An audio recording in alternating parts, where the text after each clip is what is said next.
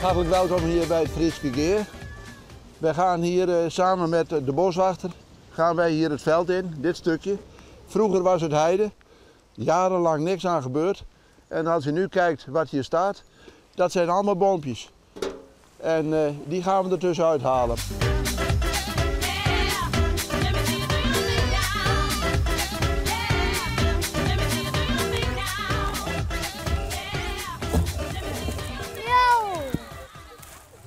Wat ben je hem ontdwaan? Tak snoeien. En waarom doe je hem dat? Om de natuur gewoon een beetje mooi te maken. Wat voor klusjes doe jij allemaal? Knipklusjes, duidelijk knipschaar. Kan je eens even wat laten zien hoe je dat doet? Ja. Vertel me eens even. Dit is een knipschaar.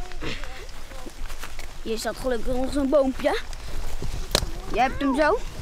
Je houdt hem hier zo. En je knipt. En dan pak je hem. En leg je hem gewoon op deze stapel. En dat is al een flinke bult.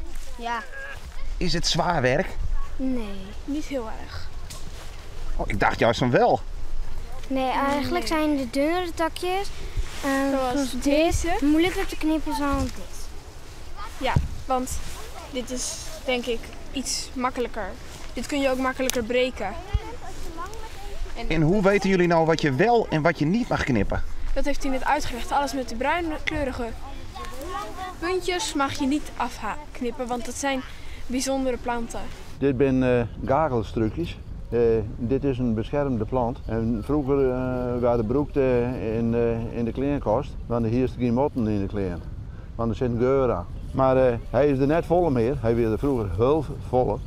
Maar om toch te behouden in de natuur, ben ze beschermd worden.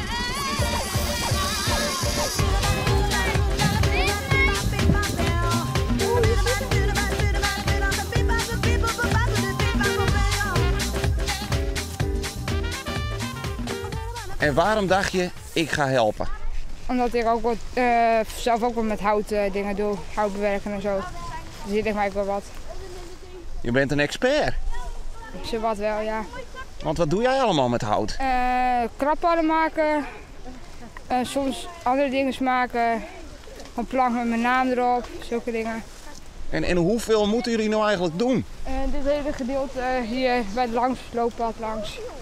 En tot hoe ver gaat dat? Tot ongeveer daarachter, denk ik. Dat is nog veel werk. Ja, maar wel leuk. Ik zal je niet langer ophouden. Veel succes. Oh, dankjewel. En snel door. Ja.